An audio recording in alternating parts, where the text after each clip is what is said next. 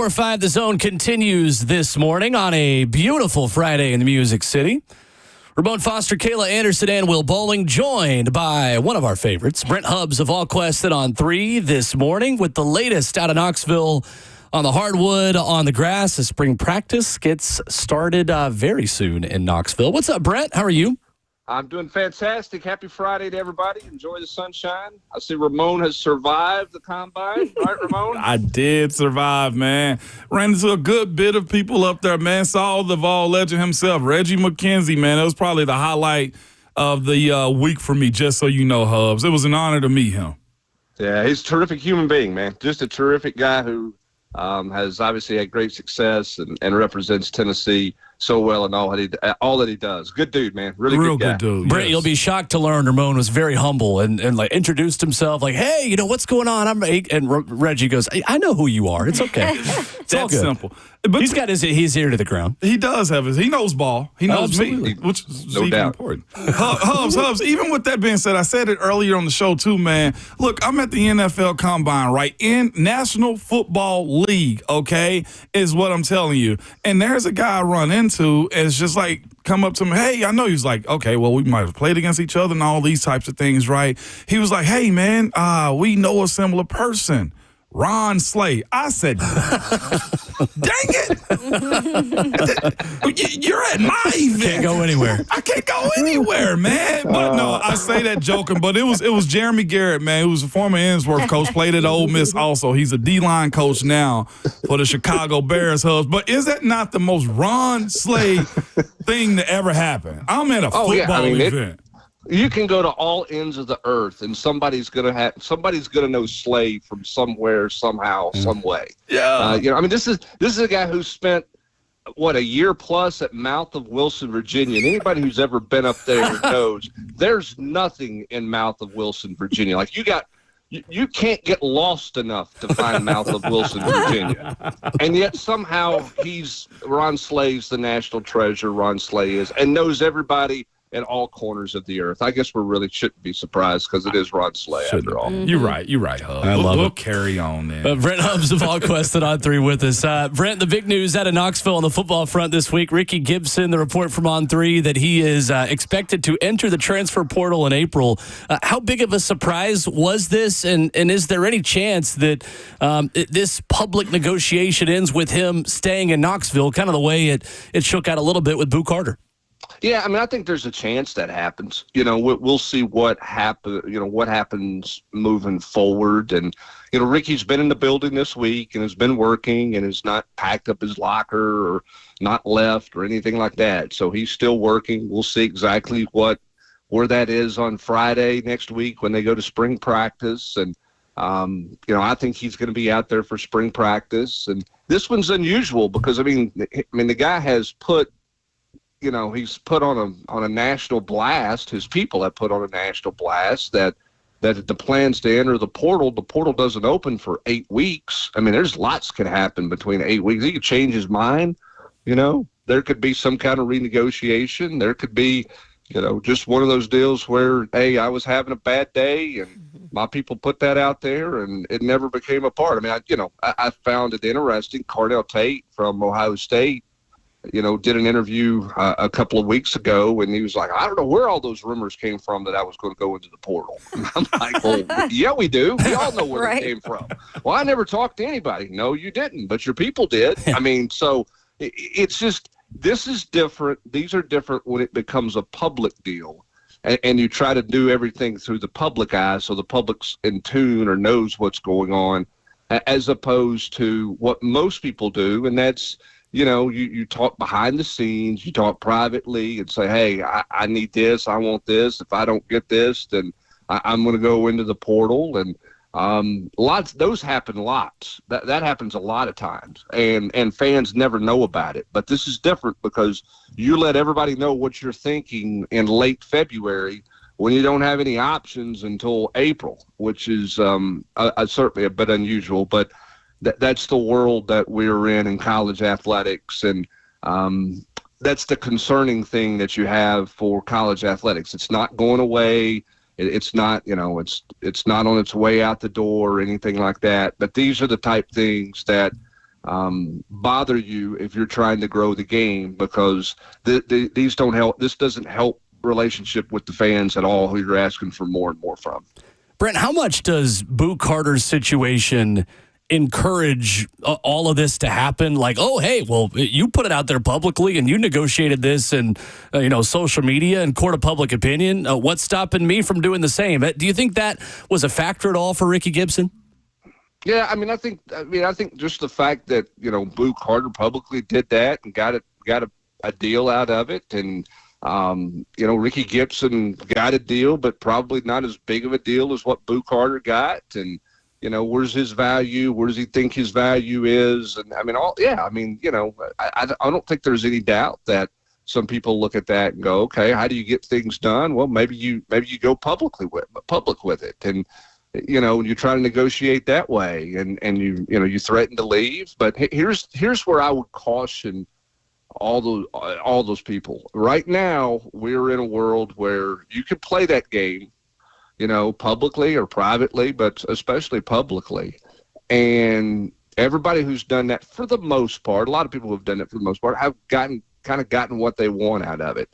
Do we get to a point where somebody calls your bluff on it, so to speak? And I'm not saying Rickey Gibson can't go somewhere else and play. He can. Does he really want to go somewhere else? I had somebody tell me one time, don't go ask for a raise unless you have another job.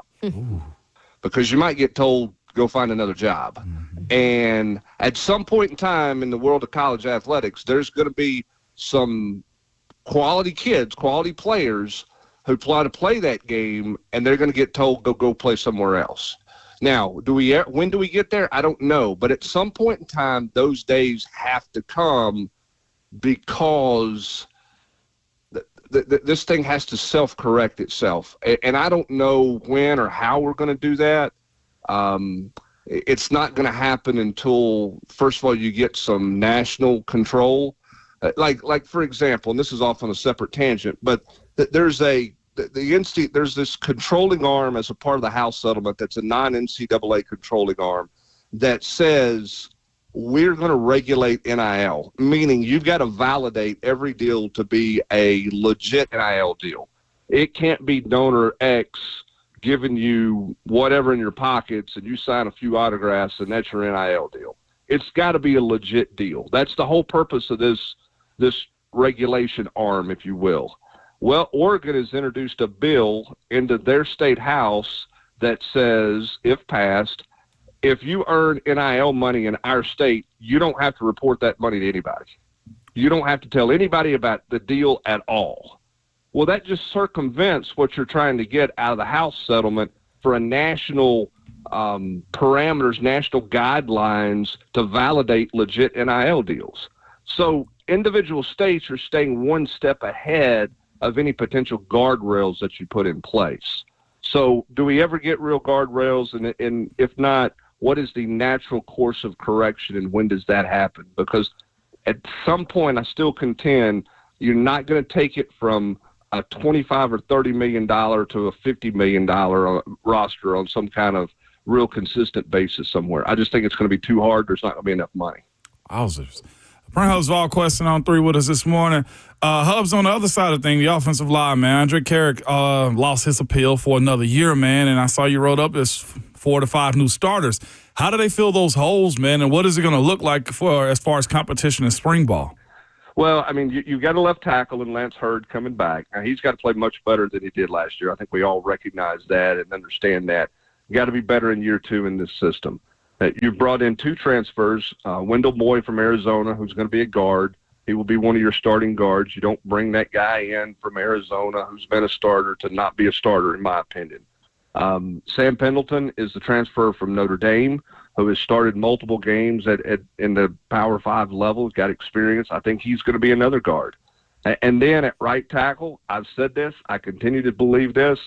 If you're going to invest the money you're investing in David Sanders, I translate that to be a college football first-round draft pick. I think he's got to play. I think he's got to play out of the gate. And maybe he's not completely ready, but, I mean, it's hard to justify that guy standing on the sideline watching.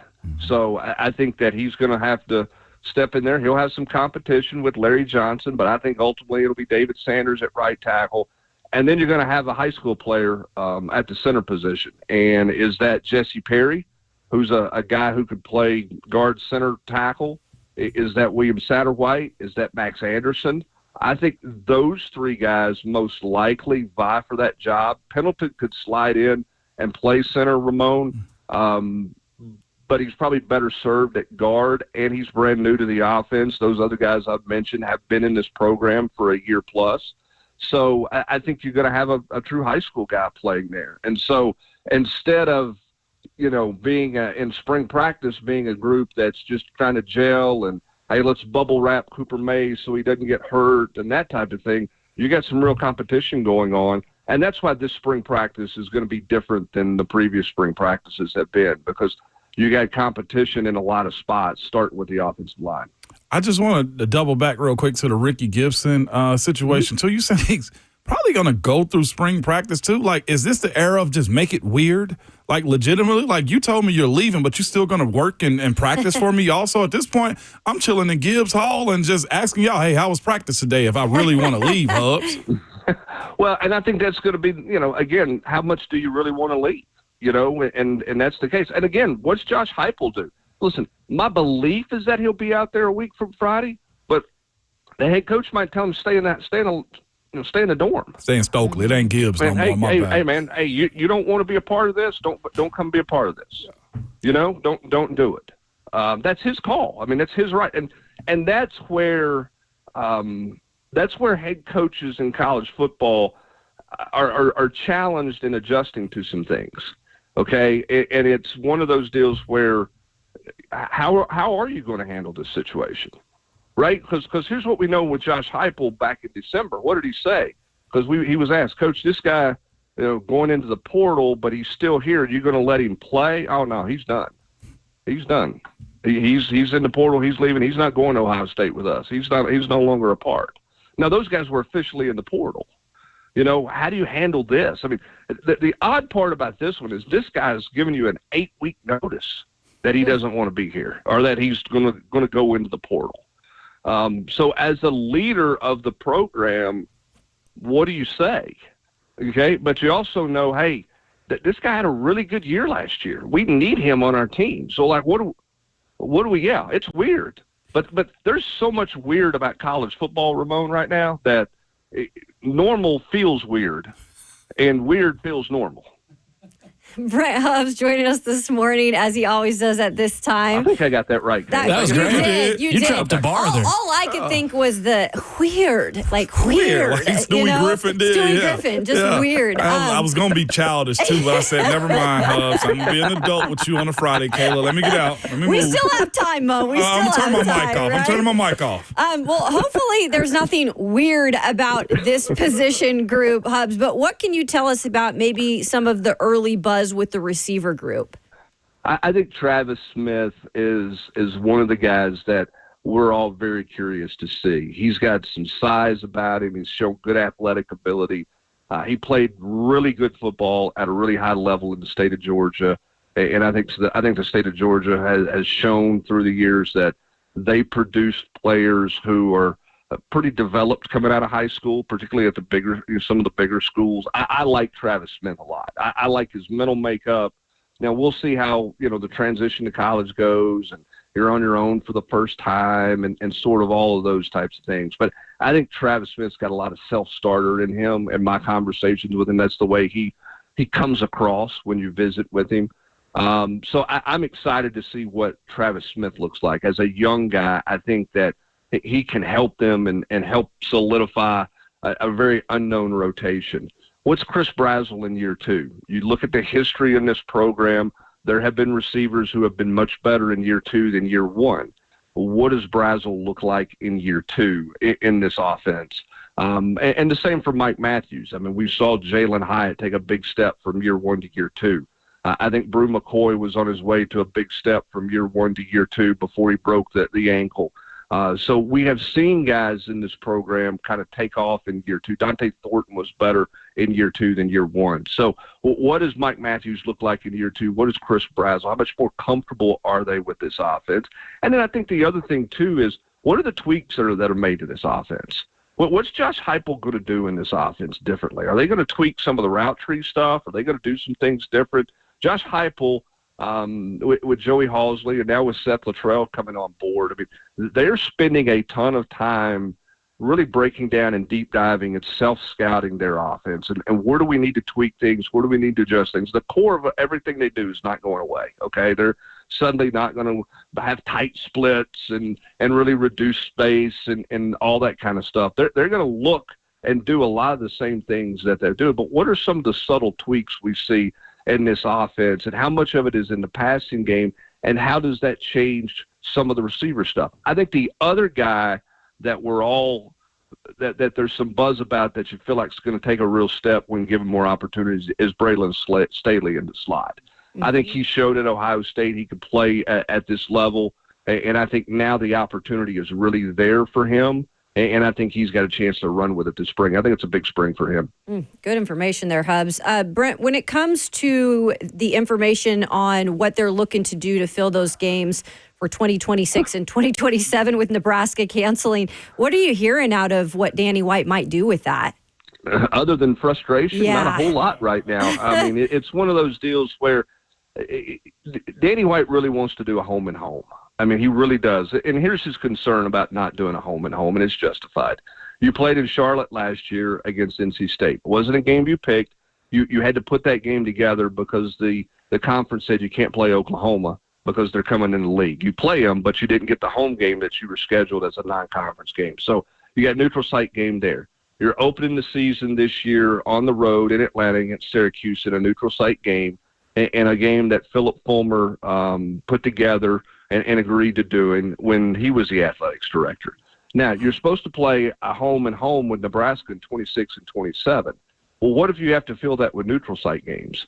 Okay, now you're talking about neutral site game for year 3, year 4, and then in year 5, which would be 28, you would have West Virginia and Charlotte. That's 5 straight years of neutral site games. There's not an AD in the country who wants to play 5 straight years of neutral site games. So Tennessee is searching and trying to figure out a way to get a home and home, whether you move that West Virginia game around somehow or you find a home and home in 26 and 27 with a Power 5 or Power 4 opponent. It's just really hard. And that's why Danny White was so frustrated with this decision by Nebraska, because it's just hard to find games. The other thing, too, is you don't know what your conference schedule is going to be. Are you playing 8 or are you playing 9? You know, when's the league going to make a decision on that? We've been talking about that decision for 2 years or 3. They keep kicking the can down the road there because they're waiting on TV to come back with them for more money. I think ultimately they end up at 9. Do they end up in 9 and 26? My guess is probably yes, but we don't know that officially yet. So if you're playing 9 conference games, okay, what does that look like then for the rest of your scheduling? What are you looking to schedule? Are you going to schedule sort of the way Nebraska scheduled here with the payday games and rest all your laurels on your conference games for playoff hopes and all that kind of stuff? I mean, we'll see. It's just I think with a new quarterback, Kayla, and all those things, they would love to play a home game in 26 if they could. But, you know, there's a lot of people want a lot of things, and we don't always get what we want. So we'll see what that looks like. It's hard to find. VolQuest's Brent Hubbs joins us Fridays at 7:20 here on the show. Great stuff as always. Check out the War Room every Friday morning at VolQuest.com. Brent, thank you as always, sir. Appreciate you. Absolutely. You guys have a great rest of the day and have a great weekend. Yes, sir. You too. There's Brent Hubbs with us here this morning, brought to you by Ascend Federal Credit Union, your financial partner for every stage of life. 615-737-1045, open for your phone calls. Interesting there on the opponent stuff. And, man, they got a lot of work to do in a short amount of time. People are tired of neutral site games. Yeah. Myself included. You lose money. I was just speaking about the revenue sharing. If they're going to start paying athletes, that stadium money matters. Mm-hmm. It does. Not just that, the campus stores like Vol Shop, where I spend way too much. There you go. I know. You might as well own stock in it at this point. No, it's sad. It's every time I walk underneath that walk bridge, that skywalk, where the money wall used to be. the money wall, yeah. And now it just takes your money. It's just you don't get it back. Used to get money from it. Now I give money to it. Kayla. It's like, For those unfamiliar, where the Vol Shop is now, there used to be just this wall of ATMs, like long wall of it. Back when, you needed ATMs to get money. You couldn't just Venmo So somebody. weird to think of, yeah. And it was just called the money wall. No longer exists. That's the Vol Shop. That's called the Vol Shop. Coming up, there is an update on NCAA tournament expansion. New reporting about the future of the big dance as March Madness looms tomorrow. We got that for you next.